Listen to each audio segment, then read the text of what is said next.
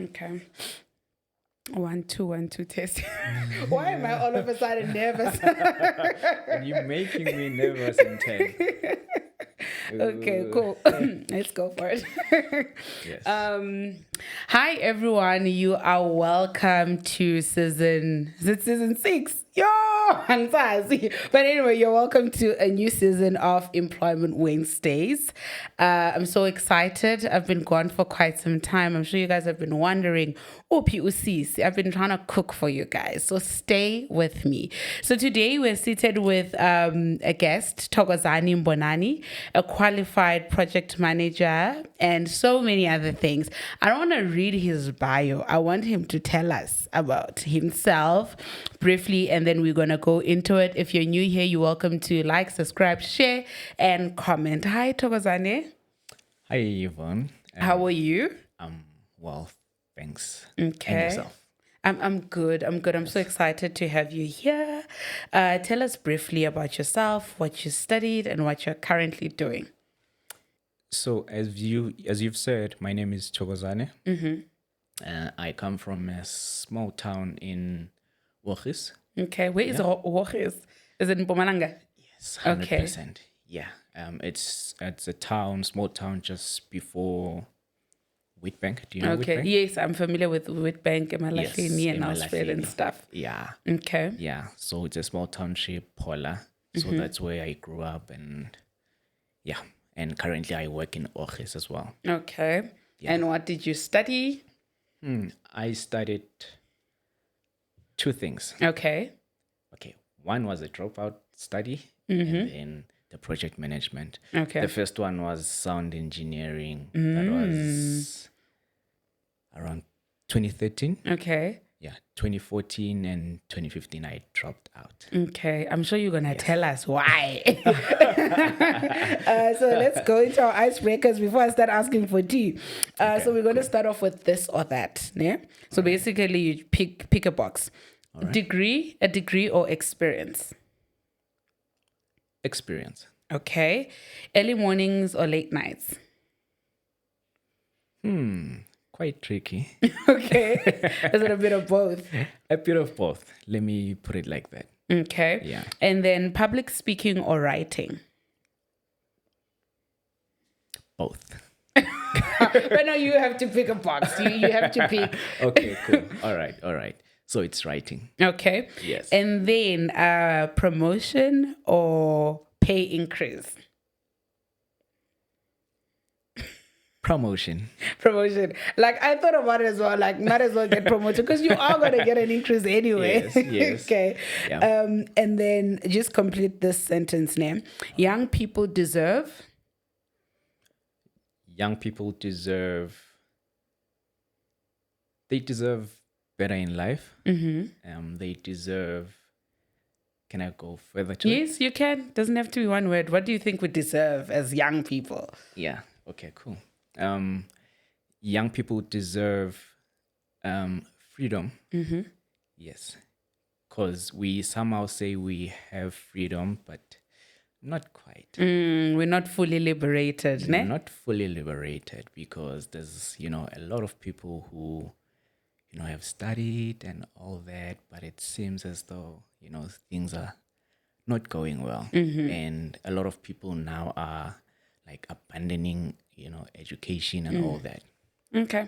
No, love that. And then, if you could drive any train in the world, past or present, which one would it be? Why? Present. Okay. Why? Because I love speed. Okay.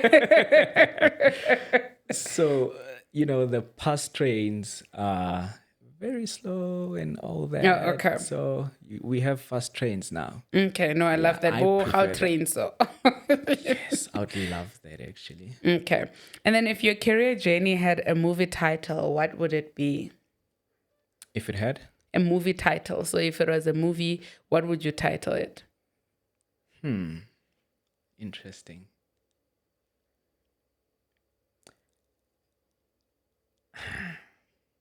I have quite a number. Let me see. Can we have also series? Yes, it could or be a series. It's fine. strictly movie? No, it can be a series. Okay. It's Vikings. Vikings, why Vikings? It seems intense. I know. Vikings, because they didn't think they didn't think, especially the main character, Ragnar. So he was this person who always thought out of the box, ambitious, and he went for what he believes in. So So you are that person. I am that person, most definitely. Okay, Yeah. love that. And then, what's the funniest mistake you made when you first started working, where you could say, "Good to know, man, I keep making this mistake, but it's such a lousy mistake."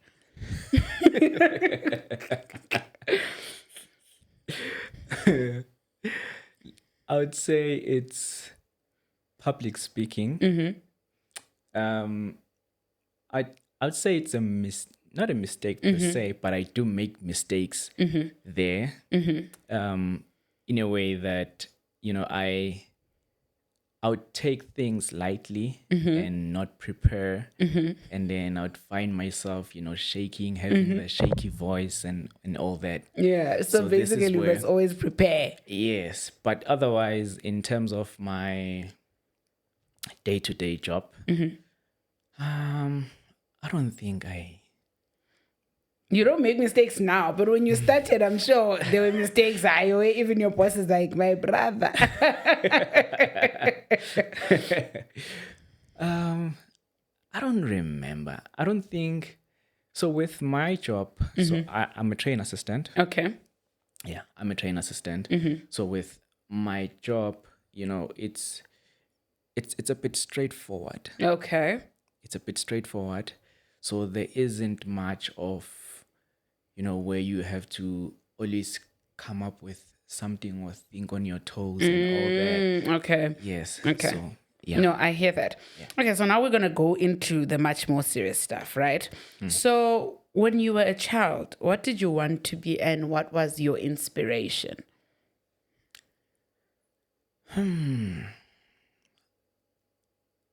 I'll start from when I wanted to be a pilot. Okay. For some reason, I think it's because we had to. Those were the careers that were put in front of us. Okay. Yeah. Hey, what do you want to be? I want to be a soldier. I want to be a policeman. I want to Yeah. be A nurse, teacher, a lawyer, yeah. pilot, and all that. Yes, it's what I wanted. And then when I started growing up, going towards high school, I realized that I was in love with music. Okay. And then my career started changing because in high school, I was a DJ. Okay. Yes, I was a DJ. And then I wanted to go further with that career in music and sound and all that. Yes. And then, actually, that's when I actually decided I want to go to the music industry. Yeah. Yeah, that's how now I came into a thing of going into a degree of sound engineering. Okay. Yes. And then what went right or wrong during sound engineering that made you say, you know what, I'm not going to do this anymore? Why did you drop out? And at third year, because third year, isn't it like a 4-year degree or 3 years? It's 4 years, but I dropped out on my second year. Okay, but you were halfway. So what happened? I was halfway. So part of my reasons were, finances. Okay. Yeah, I used to, or the school I went to was quite very expensive. Yeah, so we couldn't really afford at home. So I started hustling on the side. So during my hustle, things were now coming all right on my side hustle. you know. So the side is now overtaking the main thing. That's Okay. exactly what happened. Yeah. So, and then I dropped out, and then I started focusing more on the side hustles. Yeah. Okay. So that's what happened. All right. So now you drop out, right? You make this decision that, okay, let me just focus on the side hustles because they paying more or I'm getting more from them. Did you ever think of going back into sound engineering, or does the thing of, okay, I've dropped out, let me just move on?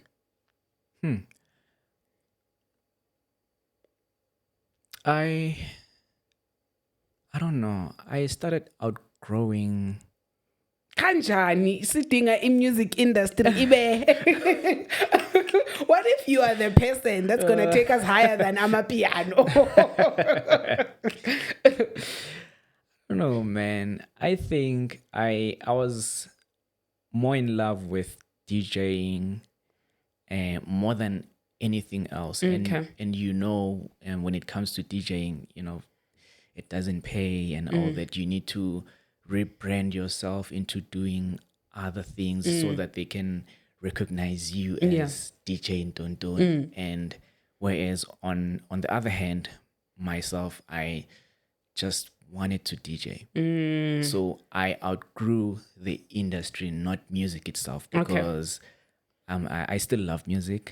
Yeah, I would say I'm more of an artistic person. Yeah, I'm more of an artistic person. So I am still on that side, but now I do it as a hobby. Yeah. Okay. I'm gonna put you on the spot. I On don't the have an spot. I don't have an intro for this season. Gusho, you're gonna mix it for me. Ne?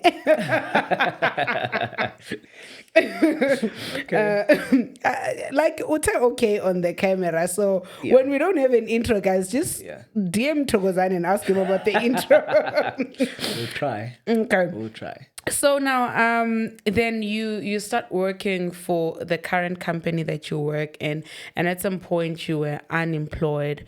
Please take us through the year 2020, right? What was going through your mind when you received the opportunity that you received at the company that you work for? Okay, well, I can say it because it's there on LinkedIn, eh? Yes. So yeah, he works for Transnet. So at the time, what was happening in your mind? What led you to apply there? And did you meet the requirements? What was happening? Tell us more about that. Okay. So in 2020, that was during COVID. Yeah. So that's when I was officially hired. Okay. Yeah, but the process, you know, started a year before that. Yeah, and the main reason why it actually delayed was due to COVID and all that. Yeah, when we were supposed to, you know, go and start with the trainings and all that, they were like, "Hey guys, COVID, you see," and then we started in August. Okay. That's when I officially signed my contract. So, what was happening on my mind? It's a, you know, I just laugh now because it's a past. It's in the Yeah, past. but I was depressed a lot due to unemployment. Yeah. Yeah, because after trying my hustles and all that, you know, things went south, and then I was like, okay, I need to accept that things, you know, I need to take my L. Yeah, I took my L, and then I started looking for a job, and that's when things were getting worse because now there's no income and you're used to a certain lifestyle and all that. So after losing everything, it was really bad. It was really, really bad. And then when I got this opportunity, I was like, okay, now that I work for this great company, the big company. Yes, we all want to work there. I know. Yeah. So when I started working there, I started doing more research about the company because I didn't do much research when I found this job because I was just applying everywhere. Okay. I was just applying. So when you started, what were you doing? Applying. Yeah. When you started, what was your role? So I was a train assistant. Okay. And then what do you do as a train assistant? Because now I'm just thinking about trains. Are you driving trains? Are you making them? Are you what's going on? Okay. So as a train assistant, it's actually a very short period where they are giving you a training. For like 2 months you do theory, and then 2 months or a month, that's where you do, depending on how your things move quicker, So you do, it's about 4 months, and if it delays, maybe 5 months. And then you qualify to be a train assistant. And then as a train assistant, you basically working with a train driver. Okay. So it's a 2-man train. Okay. There's a train driver and a train assistant. And then as the name says itself, you always assisting the driver where your assistance is required. Yes. Okay, no, that's nice. Yeah. I almost asked what I said I would ask, but No, please don't. Please don't. I'm sure you guys know in the comment section what I wanted to ask. Mara, hey, I'm holding my tongue. Do not. Okay. So you started studying, right? What made you start studying? Like you mentioned earlier, you started doing research about the company, but what then nudged you to study again? Because oftenly when people drop out, they don't want to see school. Usually people drop out because it's either they hate school or they don't have enough funds. The ones that don't have enough funds always go back. The ones that hate it, they just move on. So what made you fall in love with what you studied, and what did you study? What made you want to study that? Okay. So it's stemming back from that 2020 depression thing. So after finding out that actually Transnet has so much impact in the company, I wanted this thing for someone else to say, what if I actually work hard and ensure that the company moves forward, because I'm pretty sure everyone knows that during that time from 2019, 2020, 21 and 22, that's where the company was like on its lowest. Yes. So I was like, you know what? Okay, what if I actually do this and do that, and the company will actually be much better? And then obviously once the company gets into its feet again, I know that more people will be employed, and not necessarily in the company, but in other companies as well, that we actually are savers. Because if we are not doing great in our entity, then obviously the other companies will also get a hit. But if we do better, same, they're going to do better as well. Yeah. Yes.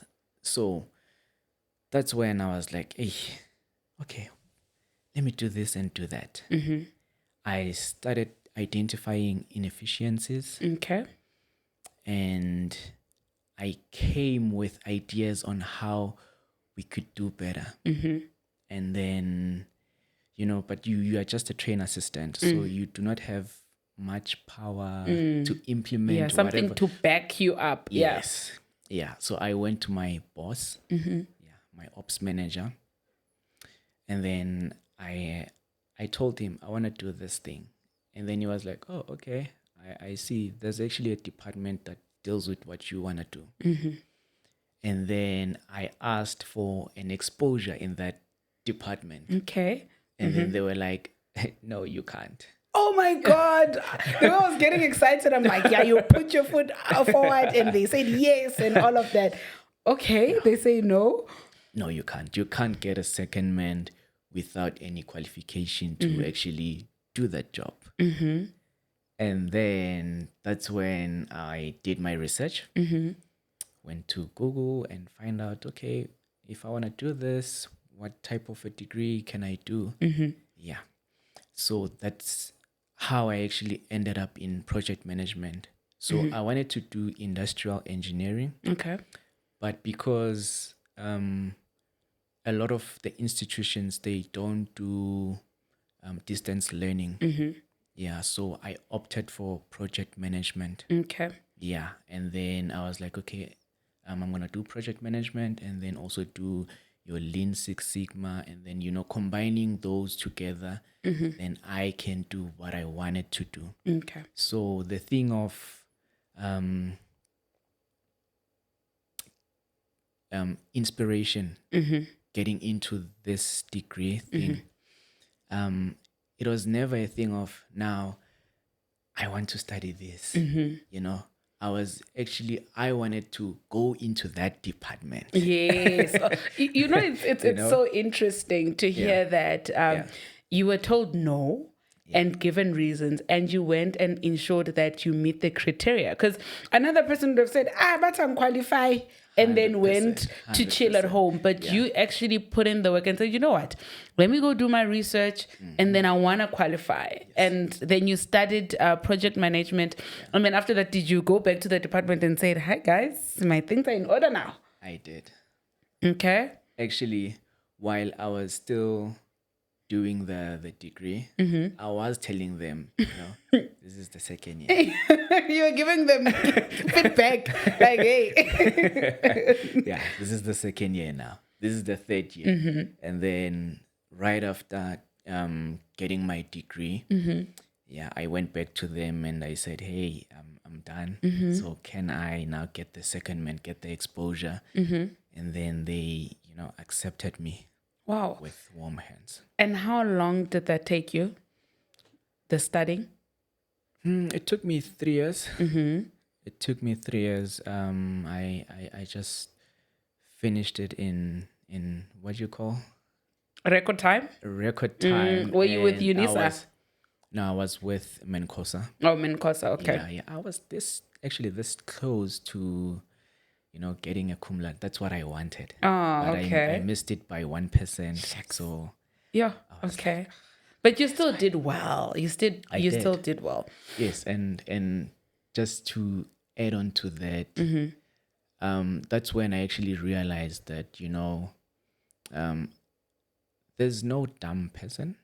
There's no such thing as that. Yeah, it's mainly, or the main reason why I'm saying this, it's because if you can go look at my results from metric and my performance in when I was doing sound engineering, I was in I was average. Okay. Yeah, I was average. But then when I started doing this BCom in project management, I was actually flowing, I would say, but for lack of a better word, effortless. Yeah. It was effortless. Not that there was no challenge or whatsoever, but it became easier because I was interested in the topic. I was interested in the topic. So, when they would give us case studies, assignments, I would just gladly do them, and I would even do more research beyond what I've been tasked to do. Yeah. So you know what I love and what I'm learning is that sometimes it's not that you don't like school or you don't like learning. Yes. It's that you don't know what you love or what is really worth the time, right? Because like you're saying, probably in metric, you're thinking, I need DJ mean, I was. And even, I was so sure. Even as a sound engineer, you thought, I'm not about the technical stuff. I just want to DJ. But now you know that there is a clearer goal. You want to go into that department that you need to be seconded in. And then you're like, I need to get this thing done. And also outside of that, you're like, I need to finish well. And you allowed yourself to fall in love. You gave yourself permission to allow things to take place as they should. Because I think if somebody in grade 12 told you that you're going to take the route that you took, you're going to be studying project management, become project management, we probably would have said, no, you're not serious. I'm not doing that. Yeah, probably. Yes, I would say, it starts with your why. Yeah, it starts with your why, and this actually made me realize that our approach to education, it's kind of in reverse, because normally people would choose careers based on salaries, maybe based on they were inspired by whoever is doing it, they want to do it as well, or maybe they said maybe you were exposed to this type of a career. But what I've learned from this is that if you know your why first, or maybe simply the problems we are facing in the society, I think that's where it starts. You see a problem, you want to solve the problem. Okay, for me to solve this problem, what resources do I need? This is where now research comes in. Yeah.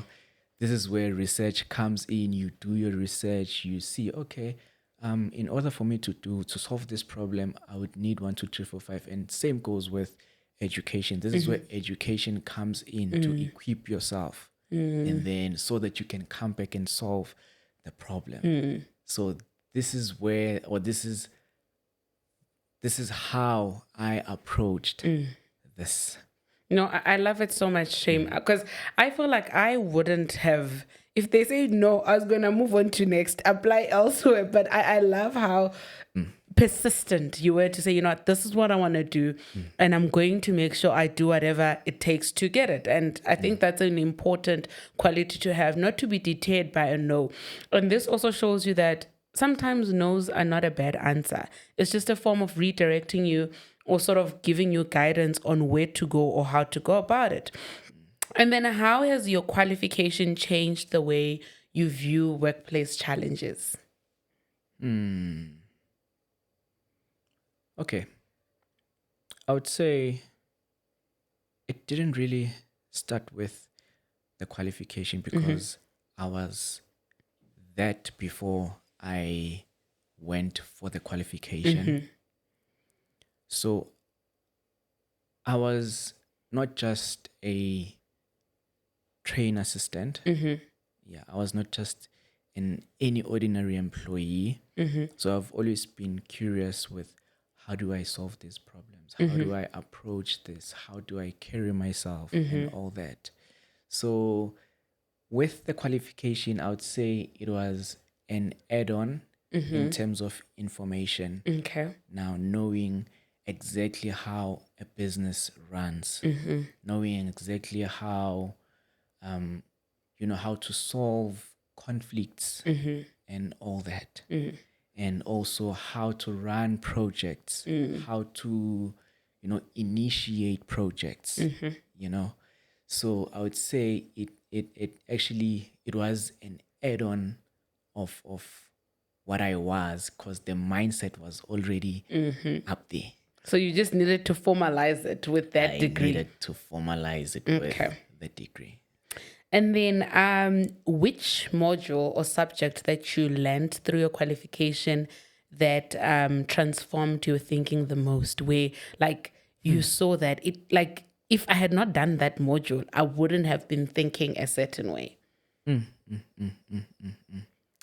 it. I would say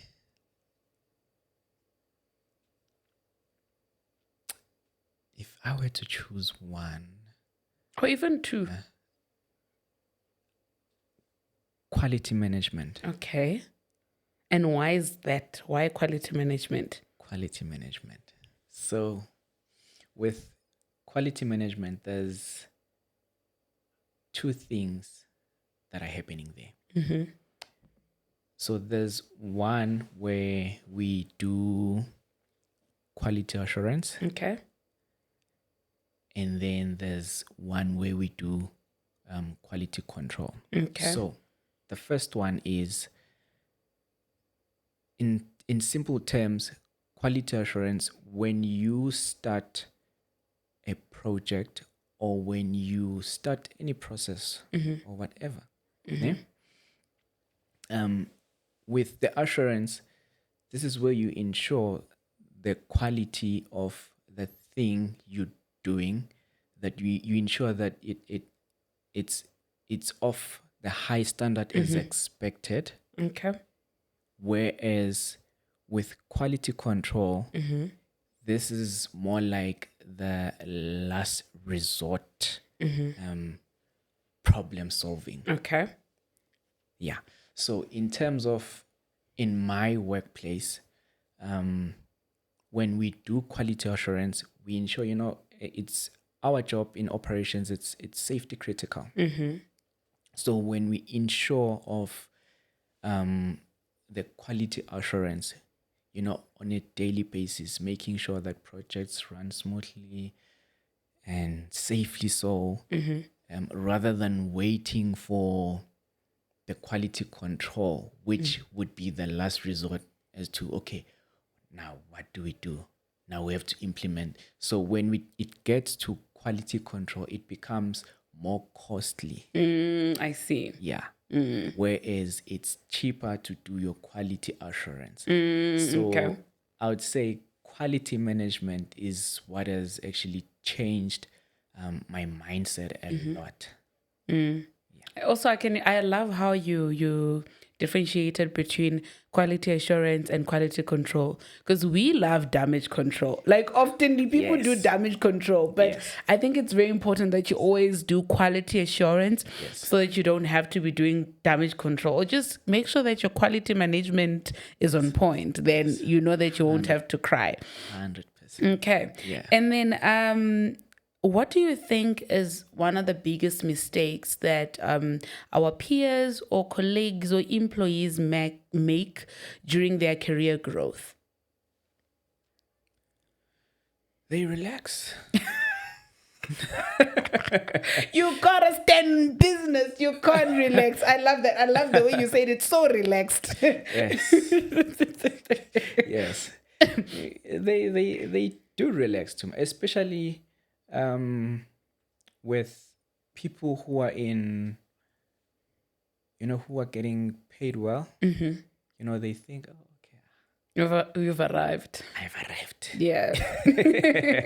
Exactly. But education doesn't stop there. You need to, and when I say education, I don't mean going to school. Yeah.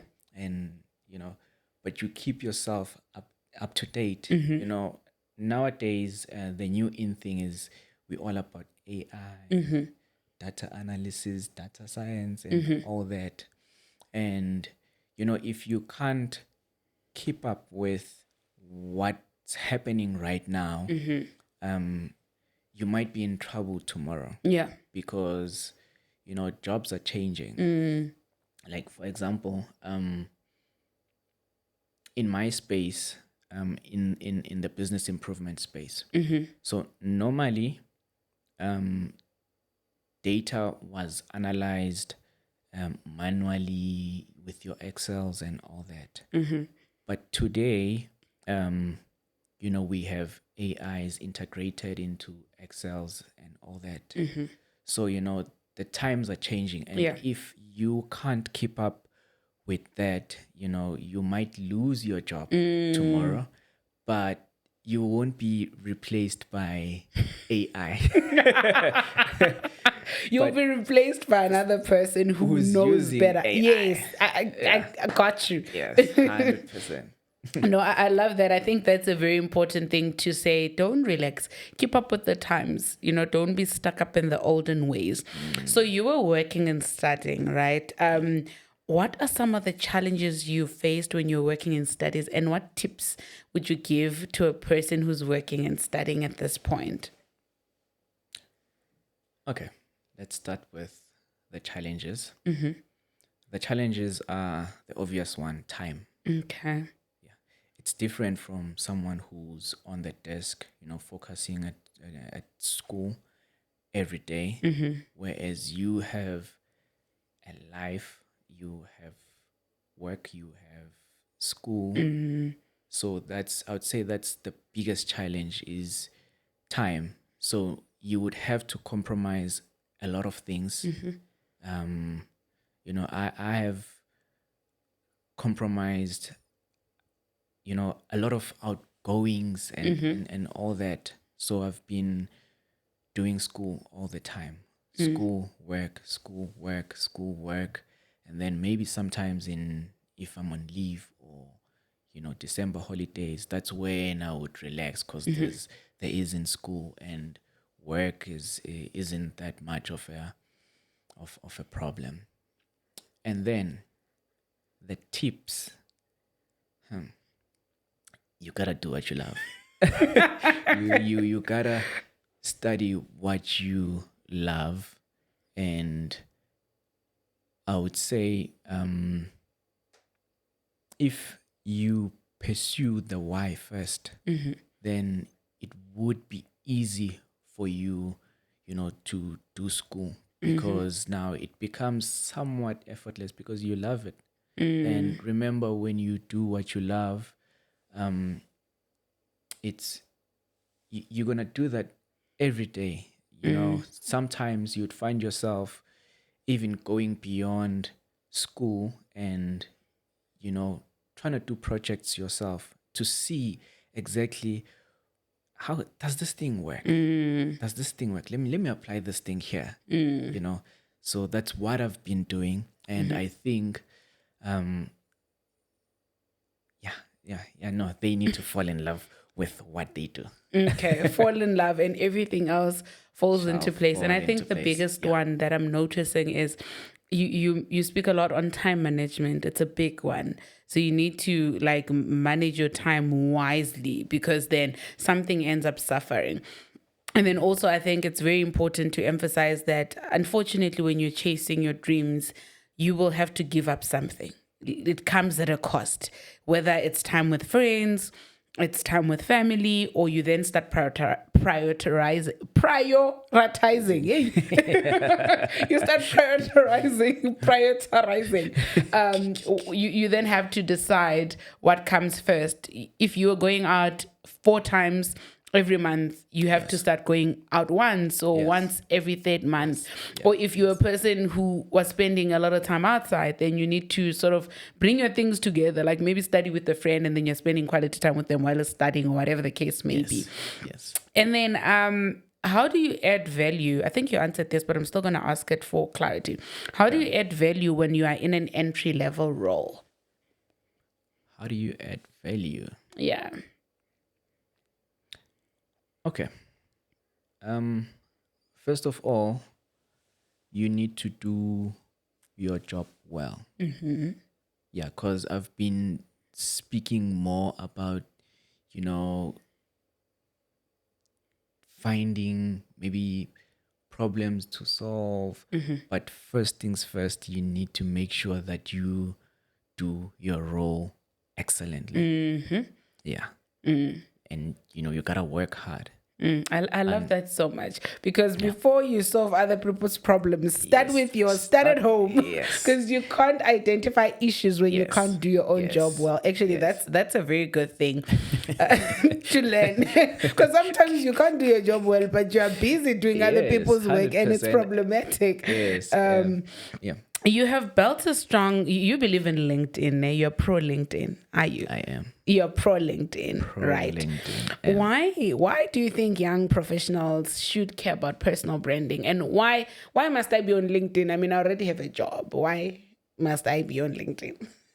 Or even if I don't have a job, I mean, I could be scrolling on Instagram. Why must I be on LinkedIn instead of TikTok or Instagram? Yeah. So I would say LinkedIn is as a 24/7, 365 days, networking event. Oh, okay. If I can put it like that. Yes. So why would you want to be there? Because you okay. I want to say a lot of things in one time. Pace yourself. Because no, it's okay. You'd want to be seen. You need to be visible. Unfortunately, hard work alone is not enough. Danko. Unfortunately, yes, it might assist you in your smaller nyana space where you are working. But when you want to explore options in terms of your career and you want to grow within your career, then you would want to be more visible on LinkedIn, because that's where you find your potential employers. Yeah. So with me, it was never really a thing of I'm looking for my employer, I'm looking for my employer. No. So my approach to LinkedIn was actually different. And it was also never a thing of I'm building a personal brand. A personal brand thing, it's a thing I don't know whether it was trending last year. Everyone was speaking about personal brand and all that. I didn't know all that. So I just wanted to connect with my colleagues. So as you know, that Transnet is broad all over the country. So I was like, okay, in order for me to connect with the people in Cape Town, the people in Joburg, the people in all over the country. Yes. So I need to go on LinkedIn. I know I'm going to find them there. Yes. I know I'm going to find them there. And then, I'll start communicating, sharing with them, because mostly if you can look at what I share, it's mainly about what we do in Transnet. And maybe people out of Transnet wouldn't really understand why. Or within your industry, because they may not be from Transnet, but they may understand the nature of your work. 100%. Yeah. So my aim was to connect with them and then share my vision. Yeah, I had a vision. I was like, what is your vision? I was like, you know what? If I could be employed and get a good job, and I live a good life, and then someone else as well can be assisted the same way. So in order for me to do that, if I go on LinkedIn, I'm gonna talk to them. I'm gonna tell them on a daily basis that this is what we must stand for. This is what the company stands for. So we need to keep pushing. We need to keep pushing. So I was doing that. And then along the way, that's when I realized when other people were telling me about the brand now. Oh, you have a great brand. And I'm sure you're like, what brand? What brand? What brand? Because I was just sharing and all that, So yeah. And one of the things that I'm also learning from your explanation is that it's important to be yourself, because some things, they catch on with you when you are being yourself. You don't have to perform. Like, you just need to do your stuff well, put yourself out there. Things that are meant for you will definitely find you. Yes. And then, do you think qualifications matter as much as they used to? They do. They still do. They still do. Okay. It depends on what you're studying. Okay.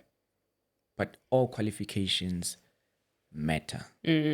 So other people, they would do any stream because maybe the varsity didn't accept you on what you were studying, and then you find yourself falling into a different course. Yeah. And then after finishing the course, it doesn't work out for you.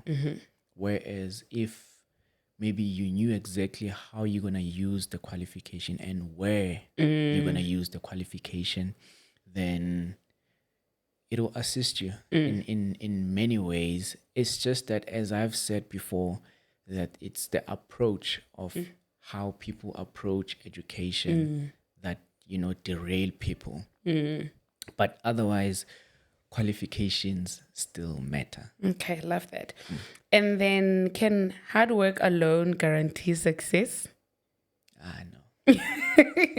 You need like 365 days of LinkedIn there, networking events there. No, because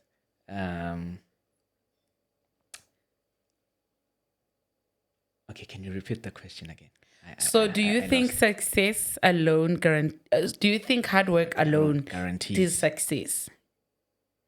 I still say no. Okay. Yeah, it doesn't, because there's a lot of hardworking people. If we were to measure success with hard work alone, then a lot of people would be successful. Yes, true. They would, and be successful. Some wouldn't be. Yes. Yeah. And the main reason is that, when you are working hard and you are not seen, or the value that you put in is not seen, then you are more like, a best kept secret. Yes, No, you are you're the right. best, but you are a secret. Yes, like no, I hear you. I actually also agree. I think there are other factors like networking you've mentioned, and then also certain skills, communication skills, writing skills, putting yourself out there, connecting. I think a big one, community and connecting. Yeah. The fact that you are intentional about meeting other people within your industry, people may take that for granted, but Yes. you may one day have somebody in Cape Town reach out to you and be like, hey, I saw this. I think you'd be a good fit for a management office in Cape Town, just via LinkedIn or whatever the case may be. Yes. So I think that's a very important lesson to learn. And then wrapping up, Waban, I told you that it goes by so fast. Can you believe it goes by already. It goes by so fast, and I'm so annoyed because this is getting so fun. If there is if actually I have two now. Yeah. The second last one is, what would you, at some point you feared public speaking, right? What advice would you give somebody preparing for their first presentation? I think I've got my first official presentation as an academic. I'm presenting on law and the AI. Wow. And yeah, I need advice from you. Kind of nervous. But yeah, what would you say to a person who's going to present for the first time? What are some of the things to consider? Okay.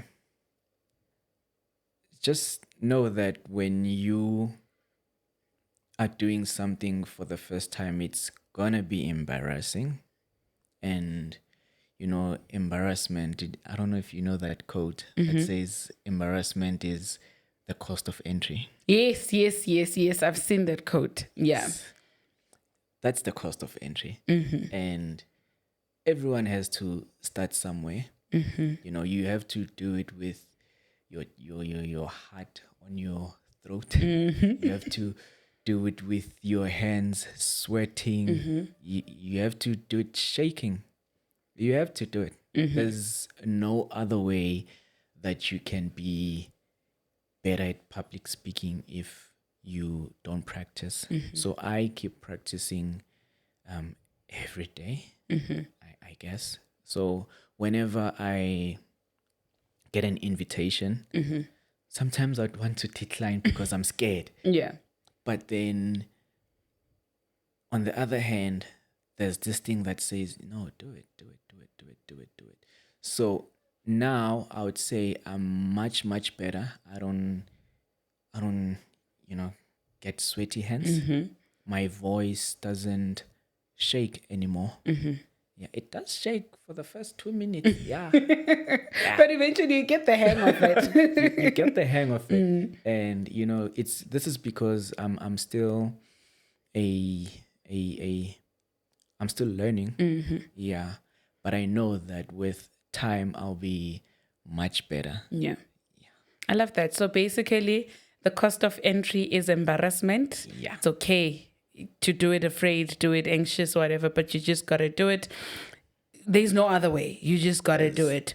And then prepare, practice, prepare. And then the last one. If a young person watching today feels stuck, unemployed, overlooked, or discouraged, what message would you leave them with?